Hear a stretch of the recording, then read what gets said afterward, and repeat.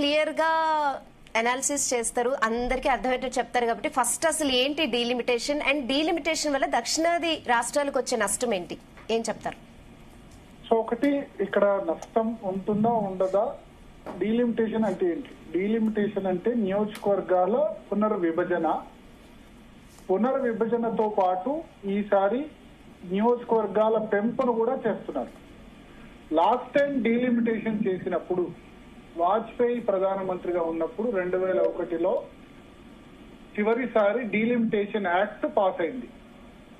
అప్పుడు ఏం చేశారంటే నియోజకవర్గాల సంఖ్యను వాజ్పేయి ప్రధానమంత్రిగా ఉన్నప్పుడు అంతే ఉంచారు. అంటే పార్లమెంటు నియోజకవర్గాల సంఖ్య అప్పటికి 543 ఉంది. రాష్ట్రాల అసెంబ్లీల సీట్లు కూడా ఎన్ని ఉన్నాయో అన్నే ఉంచారు వాజ్పేయి హయాంలో.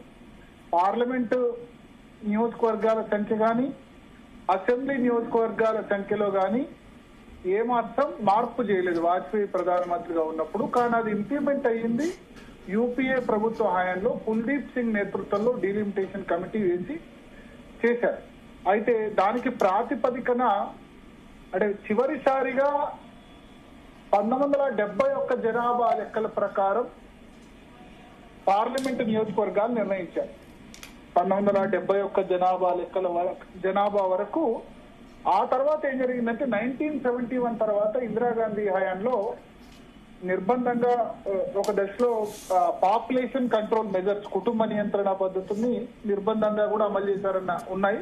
దానిలో సౌత్ ఇండియన్ స్టేట్స్ ఎక్కువ అమలు చేశాయి కుటుంబ నియంత్రణని. నార్త్ ఇండియన్ స్టేట్స్ కుటుంబ నియంత్రణని ఇప్పటికి కూడా పూర్తి స్థాయిలో అమలు చేయలేదు. అందుకనే ఇప్పుడు 2011 కానీ 2026లో ఇప్పుడు జరుగుతున్న జనాభా లెక్కల ఆధారంగా కానీ డీలిమిటేషన్ కనుక ఇంప్లిమెంట్ చేస్తే దక్షిణాది రాష్ట్రాలకి నష్టం అన్నది నిర్వివాద అంశం ఇప్పటి జనాభా ఆధారంగా తీసుకుంటే గనక. అయితే ఇప్పుడు వాజ్పేయి హయాంలో జరిగిన డీలిమిటేషన్ లో నియోజకవర్గాల సంఖ్యను పెంచలేదు. అంటే ఉత్తరప్రదేశ్ లో 80 సీట్లుంటే 80 సీట్లే ఉన్నాయి. ఉమ్మడి ఆంధ్రప్రదేశ్ లో అప్పుడు 42 సీట్లున్నాయి, ఇప్పుడు 42 ఉన్నాయి. తెలంగాణలో 17, ఆంధ్రప్రదేశ్ లో 25. ఇప్పుడు వాజ్పేయి హయాంలో జరిగిన డీలిమిటేషన్ సమయంలో పార్లమెంట్ సీట్ల సంఖ్య సేమ్ ఉంది, కానీ ఇప్పుడు పార్లమెంట్ సీట్ల సంఖ్యను పెంచుతున్నారు. గతంలో 543 పార్లమెంట్ సీట్లు ఉంటే ఇప్పుడు దాన్ని 850 పార్లమెంట్ సీట్లు చేస్తున్నారు. అంటే పార్లమెంట్ లో సీట్ల సంఖ్య దాదాపు 50% కంటే ఎక్కువ పెరుగుతుంది. 543/2 543/2 అంటే 272 కలిపితే ఎంత? 816 సీట్లు వస్తాయి. 816 సీట్ల కంటే ఇంకొంచెం ఎక్కువ పెంచుతున్నారు. కేంద్ర పాలిత ప్రాంతాలు అయిన దయూ డామను, దాద్రా నగర్ హవేలీ, ఇవన్నీ పుదుచ్చేరి, కవరత్తి, లక్షద్వీప్, ఇవన్నిట్లో కూడా సీట్లు పెంచి టోటల్ 850 సీట్ల వరకు పార్లమెంట్ సీట్లను చేసే ప్రపోజల్ ఉంది. అంటే దాదాపు 50% కంటే కొంచెం ఎక్కువ పెంచుతున్నారు. సో ఇప్పుడు సీట్ల సంఖ్యను గతంలో జరిగిన డీలిమిటేషన్ వేరు, ఇప్పుడు జరిగిన డీలిమిటేషన్ వేరు. ఇప్పుడు డీలిమిటేషన్ లో నియోజకవర్గాల సంఖ్యను, పార్లమెంట్ నియోజకవర్గాల సంఖ్యను పెంచుతున్నారు, రాష్ట్రాల అసెంబ్లీ సీట్ల సంఖ్యను కూడా పెంచుతున్నారు. ఆ ప్రకారం తెలంగాణలో 119 సీట్లు ఉంటే 182 ఇప్పుడు అవుతున్నాయి. అదేవిధంగా ఆంధ్రప్రదేశ్ లో 175 ఉంటే దాని ప్రకారంగా ఆ రేషియోలో 263 దాకా పార్లమెంట్ సీట్లు కూడా ఆంధ్రప్రదేశ్ అసెంబ్లీ సీట్లు కూడా పెరుగుతున్నాయి. సో అసెంబ్లీ సీట్లు పెరగడంలో రాష్ట్రాల వారిగా ఇబ్బంది లేదు, పార్లమెంట్ సీట్లు పెంచడంలోనే ఇప్పుడు ఆర్గ్యుమెంట్ ప్రధానంగా వినిపిస్తుంది ఇక్కడ. సో పార్లమెంట్ సీట్లను పెంచేటప్పుడు జనాభా లెక్కలను ఆధారంగా చేసుకుంటే, తాజా జనాభా లెక్కల్ని ఆధారంగా చేసుకుంటే, అంటే 2011 జనాభా లెక్కల ఆధారంగా తీసుకున్నా, 2026 జనాభా లెక్కల ఆధారంగా చేసుకున్నా, ఏ జనాభా లెక్కల ఆధారంగా చేసుకున్నా దక్షిణాదికి నష్టం జరుగుతుంది. కానీ ఇప్పుడు కేంద్ర ప్రభుత్వం క్లారిఫై చేస్తున్న దాని ప్రకారం ప్రతి రాష్ట్రానికి కూడా 50% సమానంగా పెంచుతామని అంటోంది. అంటే ఉత్తరప్రదేశ్ కు 80 సీట్లు గతంలో ఉంటే ఉత్తరప్రదేశ్ లో 80 + 50%, అంటే 80లో సగం ఎంత? 40, 120 సీట్లు అవుతాయి. ఆంధ్రప్రదేశ్, ఉమ్మడి ఆంధ్రప్రదేశ్ 42 సీట్లు, అంటే తెలంగాణ ఆంధ్రప్రదేశ్ కలిపి 42 సీట్లు, అంటే 42లో సగం 42 బై సగం అంటే బై 2 21. తెలంగాణ ఆంధ్రప్రదేశ్ లో కలిపి 63 సీట్లు ఉంటాయి. సో ప్రతి రాష్ట్రానికి కూడా సమాన రేషియోలో పెంచితే గనక దక్షిణాదికి నష్టం జరగదు. ఎందుకు జరగదో నేను చెప్తాను. ఉత్తరప్రదేశ్ సీట్లు 120 అవుతాయి. ఉత్తరప్రదేశ్ లో 80 నుంచి 40 పెరుగుతాయి. తెలంగాణ ఆంధ్రప్రదేశ్ లో 42 నుంచి 63 పెరుగుతాయి, 21 పెరుగుతాయి. అంటే మనం ఇక్కడ పర్సంటేజ్ వారీగా చూడాలి.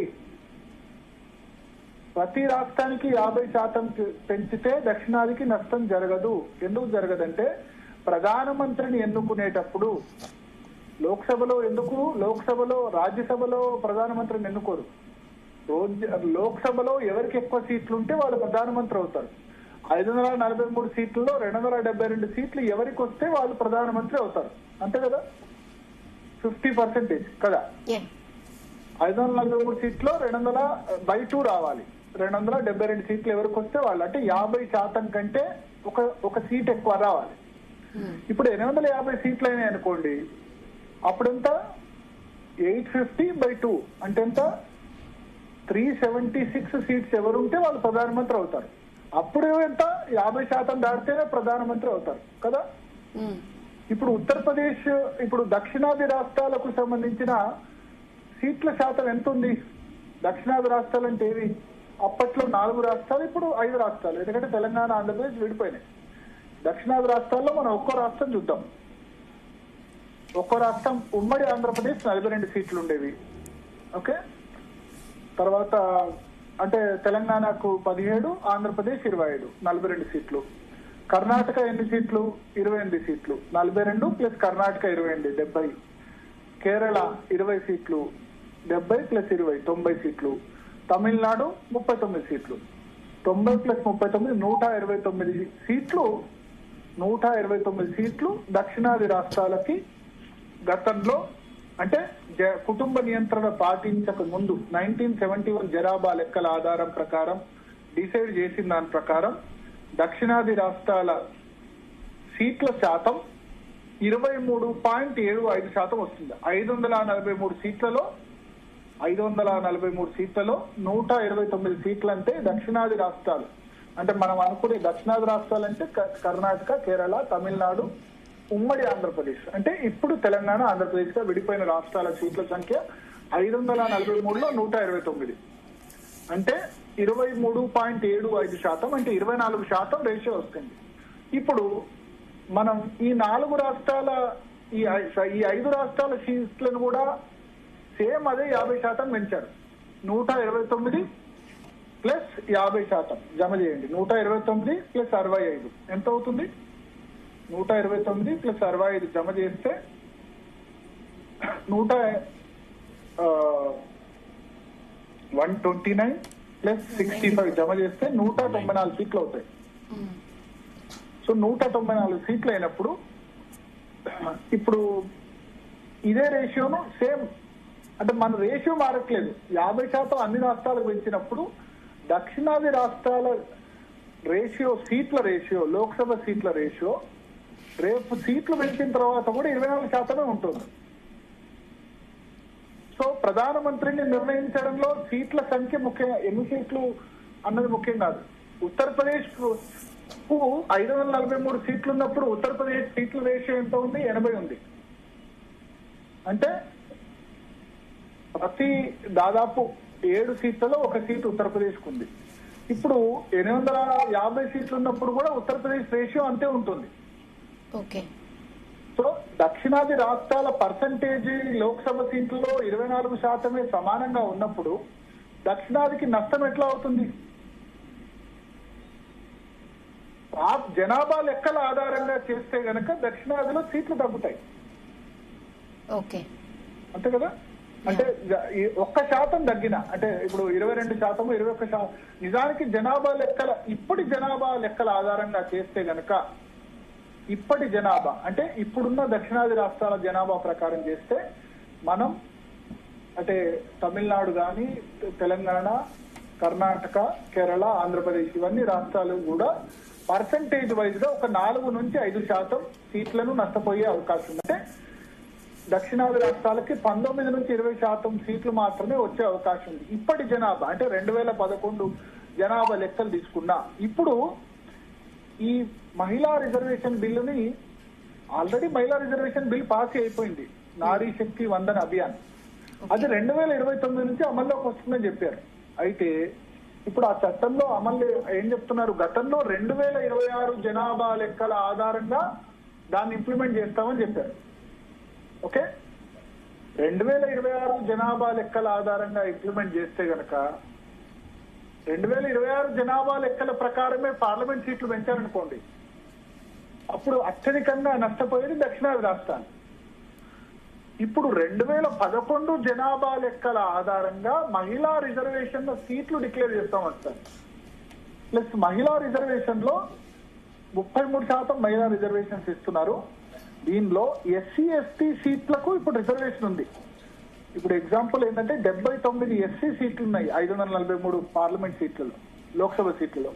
41 ఎస్టీ సీట్లు ఉన్నాయి, 130 సీట్లు out of 543 reserved for SC ఎస్టీస్. ఇప్పుడు ఈ నియోజకవర్గాల సంఖ్య పెరిగినప్పుడు ఎస్సీ ఎస్టీ సీట్ల సంఖ్య కూడా 50% పెరుగుతుంది. అంటే ఇప్పుడు 79 ఎస్సీ సీట్లు ఉంటే 120 ఎస్సీ సీట్లు పెరుగుతాయి. 41 ఎస్టీ సీట్లు ఉంటే ఆ సీట్లు కాస్త దాదాపు 63 ఎస్టీ సీట్లు అవుతాయి. అంటే ఎస్సీ ఎస్టీ సీట్ల సంఖ్య కూడా 183 అవుతుంది అవుట్ ఆఫ్ 850. సో ఈ ఎస్సీ ఎస్టీ సీట్లు మళ్ళీ 1/3 మహిళలకు, అంటే ఎస్సీల వర్గాల్లో మహిళలకు 1/3 ఇస్తారు, ఎస్టీ వర్గాల్లో మహిళలకు 1/3 ఇస్తారు. దీనికి దేని జనాభా లెక్కల ఆధారంగా పరిగణలోకి తీసుకుంటా అంటారు. ఇంతకు ముందు చట్టంలో 2026 జనాభా లెక్కల ఆధారంగా ఉంది. దాన్ని ఇప్పుడు చట్ట సవరణ చేసి, ఎందుకంటే ఇది రాజ్యాంగ సవరణ, ఈ రాజ్యాంగ సవరణకు 2/3 మెజార్టీ అవసరం అవుతుంది. లోక్సభలో 2/3 మెజార్టీ, రాజ్యసభలో 2/3 మెజార్టీ. సో ఇప్పుడు లోక్సభలో రాజ్యసభలో 2/3 మెజార్టీ కావాలి. ఏమని చట్ట సవరణ చేస్తున్నారు, 2026 జనాభా లెక్కల ఆధారంగా కాదు, 2011 జనాభా లెక్కల ఆధారంగా దీన్ని చేస్తాము అని చెప్తున్నారు. 2011 జనాభా లెక్కల ఆధారంగా నియోజకవర్గాలు పెంచట్లేదు. ఇక్కడ ఒకటి గుర్తుంచుకోవాలి, 2011 జనాభా లెక్కల ఆధారంగా నియోజకవర్గాల సంఖ్య పెంచినా, 2026 జనాభా లెక్కల ఆధారంగా నియోజకవర్గాలు పెంచినా దక్షిణాదికి తీవ్ర నష్టం వాటిల్లుతుంది. సో ఇప్పుడు కేంద్ర ప్రభుత్వం 1971 జనాభా లెక్కల ప్రకారమే ప్రతి రాష్ట్రానికి అడిషనల్ గా 50 సీట్లు ఇస్తుంది, 50% పెంచుతుంది. సో ఇప్పుడు న్యాచురల్ గా ఇంతకుముందు జరిగిన సీట్ల పెంపు సంఖ్య అంతా కూడా అప్పటి జనాభా లెక్కల ఆధారంగా జరిగింది. సో ఇప్పుడు 2011 జనాభా లెక్కల ఆధారంగా చేస్తుంది కేవలం మహిళా సీట్ల సంఖ్యలు. ఎక్కువ పర్సెంటేజ్ పాపులేషన్ మహిళలు ఎక్కడ ఎక్కువ ఉంటే అక్కడ సీట్లు ఇస్తారు. ఎక్కడ ఎస్సీ ఎస్టీ సీట్లు జనాభా 2011 జనాభా ఆధారంగా ఉంటే కేవలం ఎస్సీ ఎస్టీ నియోజకవర్గాలను ఐడెంటిఫై చేసేందుకు, మహిళా రిజర్వేషన్ ఐడెంటిఫై చేసేందుకు మాత్రమే 2011 జనాభా లెక్కలు యూజ్ చేస్తున్నారు. కానీ సీట్ల సంఖ్యను పెంచేందుకు 2011 జనాభా లెక్కను ఆధారంగా చేసుకోవట్లేదు. సో యాజ్ లాంగ్ యాజ్ దక్షిణాది రాష్ట్రాల పార్లమెంట్ సీట్ల సంఖ్య 24% ఉన్నంత కాలం దక్షిణాదికి ఎటువంటి అన్యాయం జరగదు.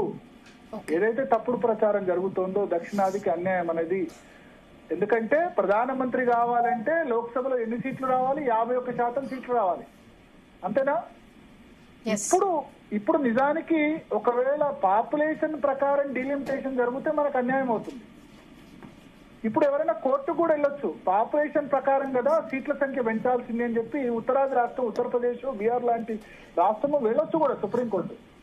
ఎందుకంటే గతంలో సీట్ల సంఖ్య పెంచినప్పుడు, ఎక్కడైనా సరే గతంలో సీట్ల సంఖ్య డీలిమిటేషన్ చేసినప్పుడు, సీట్ల సంఖ్య పెంచినప్పుడు, పునర్విభజన చేసినప్పుడు కాదు. మళ్ళీ పునర్విభజన అంటే ఉన్న సీట్లను మార్చకుండా, వాజ్పేయి హయాంలో 543 పార్లమెంట్ సీట్లు ఉంటే 543 చేశారు, ఒక్క సీటు కూడా పెంచలేదు. పెంచకుండా డీలిమిటేషన్ చేసినప్పుడు అతి రాష్ట్రానికి అన్ని ఇచ్చారు. కానీ ఎప్పుడైతే 1971 జనాభా లెక్కల ఆధారంగా చివరిసారిగా చేసినప్పుడు అప్పటి జనాభా లెక్కల ఆధార ప్రకారం చేశారు. సో ఇప్పుడు ఎవరైనా ఉత్తరప్రదేశ్, బీహారు లేకపోతే జనాభా పెరిగిన రాష్ట్రాలు వెళ్ళి వాళ్ళు మాకు జనాభా లెక్కల ప్రకారం పెంచట్లేదు, అన్ని రాష్ట్రాలకి సమానంగా ఇస్తున్నారని వాళ్ళు కూడా కోర్టుకు వెళ్ళేందుకు అవకాశాలు ఉన్నాయి. మనం మన ఆర్గ్యుమెంట్ వినిపిస్తున్నాం, కానీ వాళ్ళ ఇప్పుడు నష్టం మాకు జరుగుతుందని ఉత్తరాది రాష్ట్రాలు వెళ్ళేందుకు అవకాశం ఉంటుంది కదా జనాభా ప్రకారం. ఎందుకంటే ఇప్పుడు మొన్న లాస్ట్ టైం వాజ్పేయి హయాంలో డీలిమిటేషన్ అయినప్పుడు మన రాష్ట్రం ఎగ్జాంపుల్ తీసుకుందాం. తెలంగాణలో 107 సీట్లు ఉండే అసెంబ్లీ సీట్లు, 107 నుంచి 119 పెరిగాయి తెలంగాణలో. ఆంధ్ర రాయలసీమలో సీట్లు తగ్గాయి. ఎందుకు? ఆంధ్ర రాయలసీమ నుంచి ప్రజలు జనాభా మైగ్రేట్ అయ్యి హైదరాబాద్ నగరానికి వలస వచ్చారు. తద్వారా హైదరాబాద్ లో సీట్లు పెరిగాయి. ఈస్ట్ గోదావరి, వెస్ట్ గోదావరి ఇవన్నిట్లో సీట్లు తగ్గాయి. ఈస్ట్ గోదావరిలో ఒకప్పుడు 21 అసెంబ్లీ నియోజకవర్గాలు ఉండే, కానీ 19 నియోజకవర్గాలు అయినాయి. వెస్ట్ గోదావరిలో 19 ఉంటే 17 అయినాయి. ఈ విషయం చాలా మందికి. హైదరాబాద్ లో 12 సీట్లు తగ్గాయి. ఎందుకు? హైదరాబాద్ కి జనాభా వలస వచ్చింది. ఎప్పుడు అంటే ఇంటర్నల్ గా స్టేట్ లో అడ్జస్ట్మెంట్ అయినాయి. సో తెలంగాణలో 107 అసెంబ్లీ సీట్ల నుంచి 119 పెరిగింది. ఆంధ్ర రాయలసీమలో తగ్గింది. అప్పటికి ఉమ్మడి రాష్ట్రం ఉంది.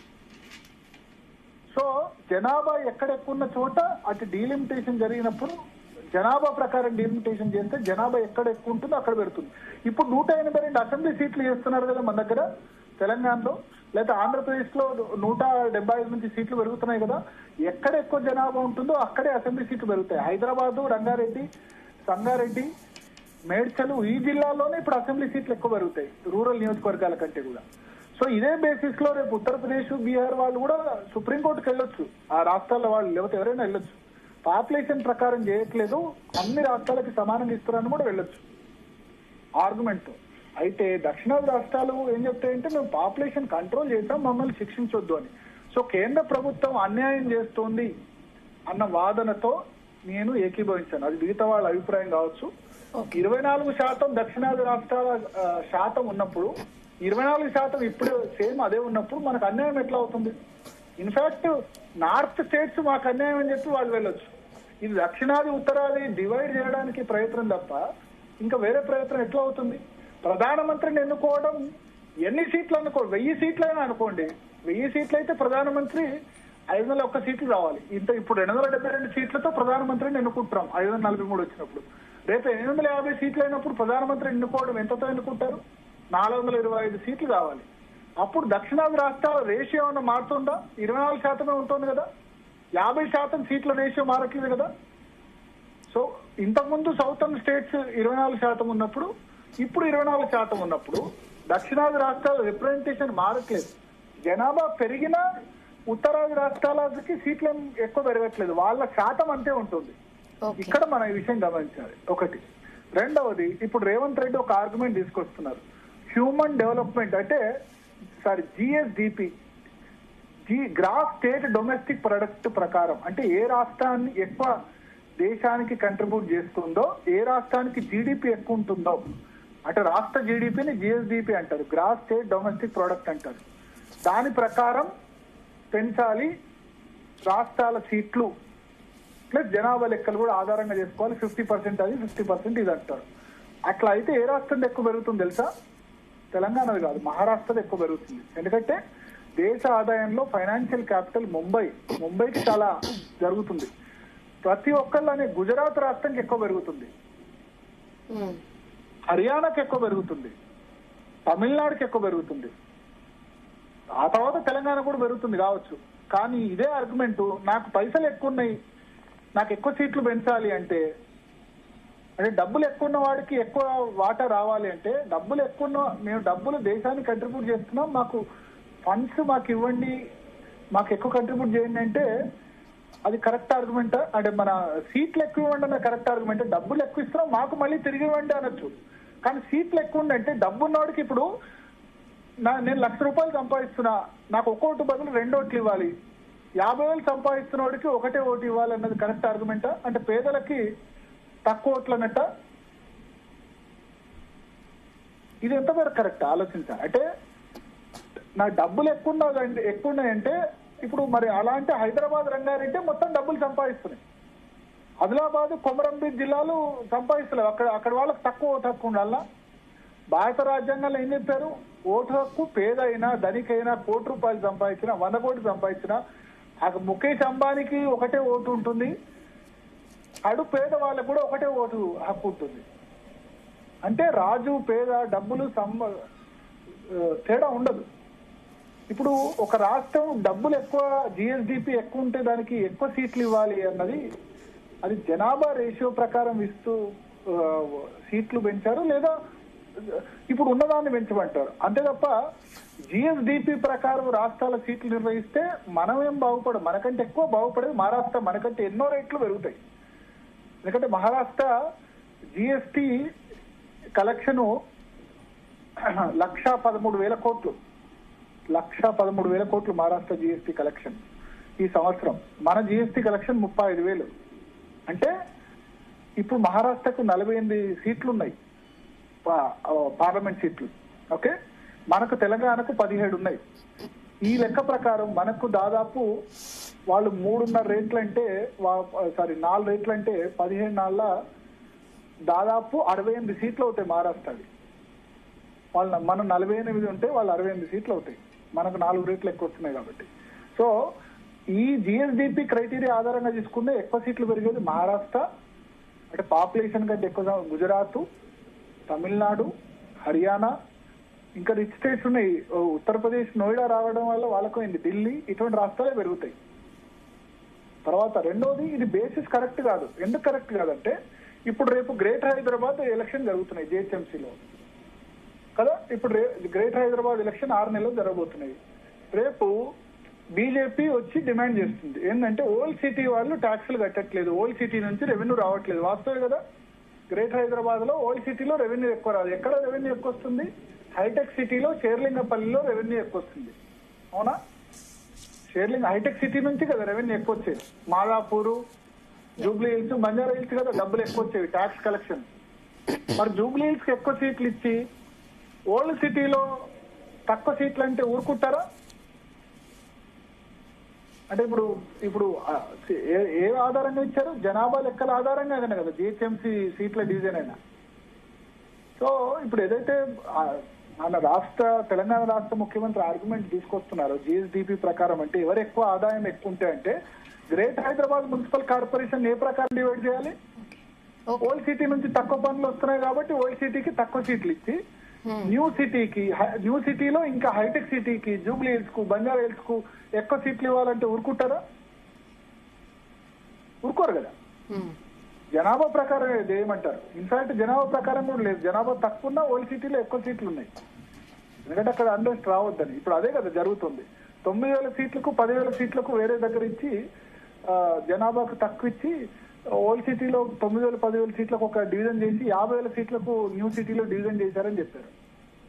సో మరి ఆ జిఎస్డిపి ప్రకారం, ఆదాయం ప్రకారం కనుక రేపు డీలిమిటేషన్ కనుక ఇంప్లిమెంట్ చేయాలంటే ఓల్డ్ సిటీకి తక్కువ సీట్లు వచ్చి న్యూ సిటీకి ఎక్కువ ఇంప్లిమెంట్ చేయాలంటే అది కరెక్టా? లేదా హైదరాబాద్ రంగారెడ్డికి మొత్తం సీట్లు వస్తాయి, ఇక ములుగు జిల్లాకి ఏం రావు. పాపం సీతక్కకు సీటు ఉంటుందో ఉండదు. అసెంబ్లీ నియోజకవర్గాలు కూడా ఆ విధంగా చేస్తే ఆదిలాబాద్ కు, ఆసిఫాబాద్ కు వస్తాయా? ఎవరు ఎక్కువ సంపాదిస్తే జిఎస్డిపి ప్రకారం రాష్ట్రాలంటే ఆ లాజిక్. సో ఆలోచించాలి, వైజ్ గా ఆలోచించాలి. దక్షిణాది, ఉత్తరాది ఇవన్నీ నినాదాలు చాలా బాగుంటాయి చెప్పడం చాలా బాగుంటాయి. దక్షిణాది, ఉత్తరాది అంటే ఇవి అధికారంలో లేని వాళ్ళు చాలా చెప్తారు. నేను చెప్తున్నా, కేంద్ర ప్రభుత్వం ఇప్పుడు పాపులేషన్ ప్రకారం చేయకుండా, ఇప్పటి జనాభా లెక్కల ప్రకారం చేయకుండా ఉత్తరాది రాష్ట్రాల వాళ్ళు అన్యాయం చేశారని కోర్టుకు పోవచ్చు. ఇంకా 24% సదర్న్ స్టేట్స్ ఉన్నప్పుడు అంటే ఏదో ఒక డిమాండ్ తీసుకోవడానికి ఉత్తరాది, దక్షిణాది ఇవన్నీ చెప్పడానికి కానీ 24% దాటనప్పుడు ప్రధానమంత్రిని ఎన్నుకోవడం 50% మించి ఓట్లైనప్పుడు ఎట్లా నష్టం అవుతుంది దక్షిణాది రాష్ట్రాలకు? సో ఈ బేసిస్ మీద ఇది నా వ్యక్తిగత ఒపీనియన్. మిగతా వాళ్ళ పార్టీల ఒపీనియన్ వేరే విధంగా ఉండొచ్చు. బట్ రేపు నార్త్ ఇండియన్ స్టేట్స్ కోర్టుకు వెళ్ళొచ్చు కదా. ఇంతకు ముందు జరిగిన నియోజకవర్గాల పెంపు అంతా కూడా నియోజకవర్గాల పాపులేషన్ ఆధారంగా జరిగింది. ఇప్పుడు ఫస్ట్ టైం పాపులేషన్ ఆధారంగా కాకుండా అందరికి 50% చేస్తున్నారు. సో కేంద్ర ప్రభుత్వం దక్షిణాది రాష్ట్రాలకు మేలు చేస్తుంది, ఉత్తరాది రాష్ట్రాలకు అన్యాయం చేస్తుంది ఒక విధంగా చెప్పాలంటే. పాపారావు గారు వెళ్ళిపోతారట.